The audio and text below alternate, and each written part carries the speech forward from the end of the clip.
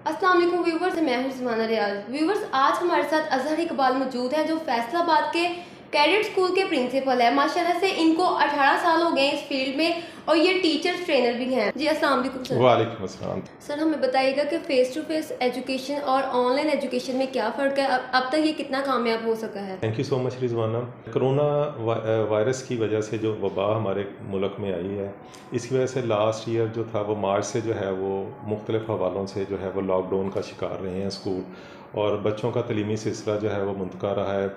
तो इस सिलसिले में कोई दो राय नहीं है कि जो face to face education classrooms के अंदर बच्चों को प्रोवाइड की जाती है, जी इसका कोई नेमल बदल नहीं है। लेकिन जो हालात और जिस तरह से एक बड़े लंबे अरसे के लिए जो है वो लॉकडाउन की वजह से एक तलीमी सिलसिला जो है वो डिस्कनेक्ट हो गया है, तो ऑनलाइन एजुकेशन के ज़रिए स्कूल ओनर जो हैं उन्होंने किसी ना किसी तरह से बच्चों को एजुकेशन के साथ जो है वो कनेक्ट रखा है, इस तलीमी सिलसिले को जारी रखा है। इसके लिए मुख्तलिफ जो है वो उन्होंने एफ़र्ट्स की हैं, मुख्तलिफ जो है वो तरीक़ाकार को अडॉप्ट किया गया है, जिससे अल्हम्दुलिल्लाह अल्लाह ताला का शुक्र है। और मैं बड़े ये फ़ख्र से कह सकता हूँ कि जी हम तमाम स्कूल ओनर्स जो हैं, जो प्राइवेट स्कूल्स को चलाने वाले जो मालकान हैं और एडमिनिस्ट्रेशन है, उन्होंने अपने बच्चों के इस तलीमी नुकसान को जो है वो कम से कम होने दिया है और बच्चों को तलीम के साथ कनेक्ट रखा है। सर जी। सर हर घर में इंटरनेट की जो सहूलत है वो मौजूद नहीं है। अगर एक घर में 4 बच्चे हैं तो लाजमी नहीं कि वो एक ही क्लास में हों, डिफरेंट क्लासेस में भी हो सकते हैं। तो अगर एट द टाइम उनकी ऑनलाइन क्लास हो लेकिन मोबाइल घर में एक है, क्या पेरेंट्स को चाहिए चारों बच्चों को एंड्रॉयड मोबाइल लेके दें? क्योंकि प्राइवेट सेक्टर के जो पेरेंट्स हैं वो अपने बच्चों को मोबाइल लेके दे सकते हैं, लेकिन गवर्नमेंट स्कूल के जो बच्चों के पेरेंट्स हैं वो नहीं लेके दे सकते। तो इस हवाले से बताइएगा कि वो। जी रिजवाना, ये बड़ा अच्छा आपने क्वेश्चन किया है कि जब हम ऑनलाइन एजुकेशन की बात करते हैं तो हम मोबाइल की बात करते हैं, हम टैबलेट्स की बात करते हैं, हम अच्छे इंटरनेट कनेक्शन की बात करते हैं। जी तो ये ज़ाहिर है कि हर घर में एक जैसी ये फैसिलिटीज़ अवेलेबल नहीं है। बहुत सारे पेरेंट्स हैं जो इन फैसिलिटीज़ को अफोर्ड भी करते हैं, उन्होंने बच्चों को इस पीरियड के दौरान ये गैजेट्स और इस तरह की फैसिलिटीज़ जो हैं वो प्रोवाइड भी की हैं। लेकिन बहरहाल इसमें भी कोई शक नहीं है कि बहुत सारे ऐसे पेरेंट्स हैं जिनके पास ये फैसिलिटीज़ नहीं है, जी और जी उनके बच्चे जो हैं इस ऑनलाइन एजुकेशन से उतना मुस्तफ़ीद नहीं हो सके, उतना फ़ायदा नहीं उठा सके जितना उन बच्चों ने फ़ायदा उठाया जिनके पास ये सारी फैसिलिटीज़ अवेलेबल थी। जी ये भी आपने सही कहा कि गवर्नमेंट स्कूल्स में स्पेशली, क्योंकि हमारी लोअर मिडिल क्लास या लोअर क्लास के बच्चे जो हैं वो पढ़ते हैं, तो उनके पास ये फैसिलिटीज़ नहीं थी। तो गवर्नमेंट स्कूल की एडमिनिस्ट्रेशन चाहते हुए भी उन बच्चों को जो है वो अपने साथ ऑनलाइन एजुकेशन में जो है वो कनेक्ट नहीं कर सकी, और उन बच्चों का जो है वो तलीम का जो हर्ज है वो बहुत ज़्यादा हुआ है। और ये फ़ियर है कि ये स्कूल खुलने के बाद भी ये बच्चे जो हैं वो अपने इस तलीमी नुकसान को आने वाले कई सालों तक पूरा नहीं कर पाएंगे। जी जहाँ तक हम बात करते हैं प्राइवेट स्कूल्स की, तो ऑनलाइन एजुकेशन में जब आप ये देखते हैं कि इस ऑनलाइन एजुकेशन से तमाम बच्चे जो हैं वो मुस्तफ़ीद हो सकें, तो इसके लिए कोई एक फार्मूला या किसी एक आप सलूशन की तरफ नहीं जाएंगे, बल्कि आपको मल्टीपल सलूशंस या मल्टीपल तरीक़ाकार जो है उसको अडॉप्ट करना पड़ेगा, ताकि आप जी ज़्यादा से ज़्यादा बच्चे जो हैं इससे मुस्तफ़ीद हो सकें। तो इसमें जब हम बात करते हैं कि ऑनलाइन एजुकेशन में जो फ़ेस टू फेस एजुकेशन हमारे स्कूल के अंदर होती है, उसी अगर हम चीज़ को अडॉप्ट करना चाहें ऑनलाइन एजुकेशन में, तो मुख्तलिफ जो टूल्स हैं इस वक्त मार्केट में अवेलेबल हैं, जिसमें फ़ेस टू फेस आप वीडियो लेक्चर जो है बच्चों को डिलीवर कर जी सकते हैं। तो स्कूल ओनर्स हैं उन्होंने उस तरीक़ाकार को भी अडॉप्ट किया है, जिसमें गूगल क्लासरूम है या माइक्रोसॉफ्ट टीम है, जिसके ज़रिए आप वीडियो कॉन्फ्रेंस के ज़रिए बच्चों को इंगेज कर सकते हैं। इसके अलावा वो बच्चे जो कि लाइव वीडियो कॉन्फ्रेंस में जो है वो शामिल नहीं हो सके due to low speed internet connection, तो ऐसे बच्चों को जो है वो व्हाट्सएप ग्रुप्स के ज़रिए रिकॉर्डेड वीडियो लेक्चर जो हैं या जो भी टास्क प्रोवाइड किए जाते हैं वो बच्चों को जो है वो प्रोवाइड किए गए हैं। इसके अलावा ये है कि ऐसे बच्चे जो जिनके पास व्हाट्सएप जो है वो कनेक्शन भी नहीं है, जी और वो व्हाट्सएप के ज़रिए भी जो स्कूल के साथ कनेक्ट नहीं रहे, तो ऐसी सूरत में स्कूल ने प्रिंटेड फॉर्म में बच्चों को जो है वो रिसोर्स पैक दिए हैं, और ताकि बच्चे जो है वो घरों में बैठ के एजुकेशन के हवाले से मुख्तलिफ जो उनकी क्लासरूम्स के सब्जेक्ट हैं उसकी प्रैक्टिस करते रहें, और वो भी किसी ना किसी तरह बच्चे जो है वो एजुकेशन के साथ कनेक्ट। सर, प्राइवेट स्कूल्स और जो गवर्नमेंट स्कूल्स हैं इन दोनों में क्या फ़र्क है? कितने स्कूल अब तक कामयाब हुए हैं?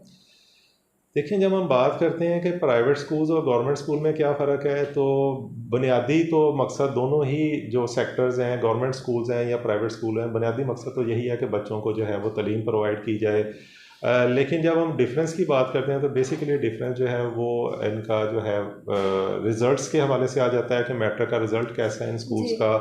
दूसरा डिफरेंस ये आ जाता है कि बच्चों का रिटेंशन रेट क्या है, कि कितने बच्चे जो है वो ड्रॉप आउट हो रहा है, गवर्नमेंट स्कूल्स में कितना हो रहा है, प्राइवेट स्कूल में कितना हो रहा है। और तीसरा ये है कि मैनेजमेंट स्ट्रक्चर में क्या फ़र्क है, जी कि जो मैनेजमेंट स्ट्रक्चर गवर्नमेंट स्कूल्स में है वो किस तरह का है और प्राइवेट स्कूल्स में किस तरह का है। तो इसमें अगर हम बात करते हैं मैनेजमेंट स्ट्रक्चर के हवाले से, तो ज़ाहिर है प्राइवेट स्कूल जो हैं उसमें प्राइवेट जो ऑनर्स हैं वो स्कूल्स को रन करते हैं, उनकी अपनी ज़ाती इंटरेस्ट इसमें इन्वॉल्व होती है। और बाज़ का ऐसे भी ऑनर्स हैं कि जो 24 आवर एंगेज होते हैं अपने स्कूल्स की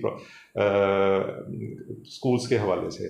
जब हम बात करते हैं रिज़ल्ट्स के हवाले से, तो ये आपके इल्म में होगा कि मैट्रिक का रिज़ल्ट जो है वो प्राइवेट स्कूल्स का जो है वो बेटर होता है as compared to government school.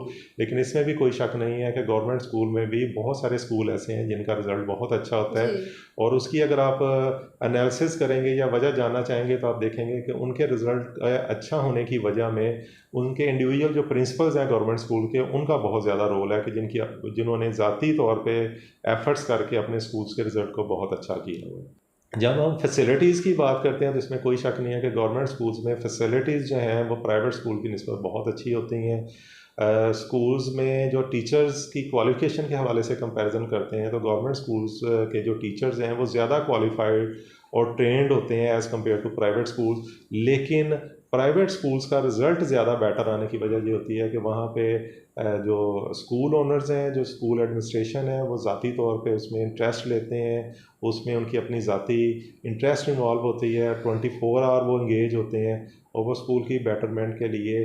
जबकि स्कूल बंद भी थे तब भी वो जो है उन्होंने अपनी पूरी कोशिश की है कि स्कूल का जो है वो बच्चों के साथ जो सिलसिला है, लिंक है, वो कायम रहे, ताकि बच्चों का रिज़ल्ट जो है जब भी कभी वो बच्चे जो है वो एग्ज़ाम में अपीयर हों तो उनका रिज़ल्ट अच्छा।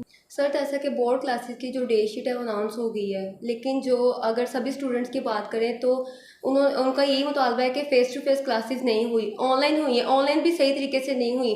तो वो कह रहे हैं अगर हम एग्ज़ाम देते हैं हमारा रिज़ल्ट सही नहीं आता तो क्या इसकी ज़िम्मेदारी हुकूमत लेगी? इसके बारे में बताइएगा।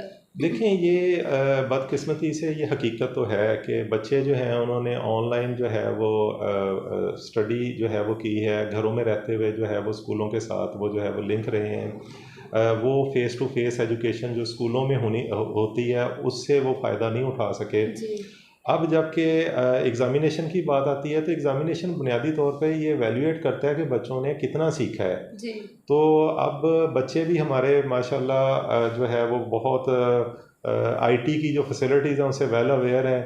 तो गवर्नमेंट को एक ख़दशा है कि अगर हम ये ऑनलाइन एग्ज़ाम लेते हैं तो बच्चे मुख्तलिफ़ टूल्स का इस्तेमाल करते हुए, मुख्तलिफ़ आईटी की जो चैटिंग सॉफ्टवेयर है उनका इस्तेमाल करते हुए, तो मुमकिन है कि एक वो चीटिंग जो है वो करें या वो मुख्तलिफ़ रिसोर्सेज का फ़ायदा उठाते हुए पेपर को अटैम्प्ट कर सकते हैं। क्योंकि घर में जब बच्चा पेपर अटैम्प्ट करता है तो इसका कोई चेक एंड बैलेंस नहीं है कि बच्चा जो है वो किसी रिसोर्सेज से हेल्प ले रहा है या वो खुद जो है इसको सॉल्व कर रहा है। लेकिन अगर गवर्नमेंट जो है ये एग्ज़ामिनेशन जो है वो फ़िज़िकली क्लासेस में बुला के बच्चों से लेना चाहती है, तो बच्चों को ये फ़ियर है कि जब वो फ़िज़िकली एग्ज़ाम जाके अटैम्प्ट करेंगे तो क्योंकि उनकी स्टडी का लेवल वो नहीं रहा जो कि ऑनलाइन एजुकेशन की वजह से वो स्टडी उतनी अच्छी नहीं कर सके, तो बच्चों को ये फ़ियर है कि वो शायद अच्छा परफॉर्म ना कर सकें।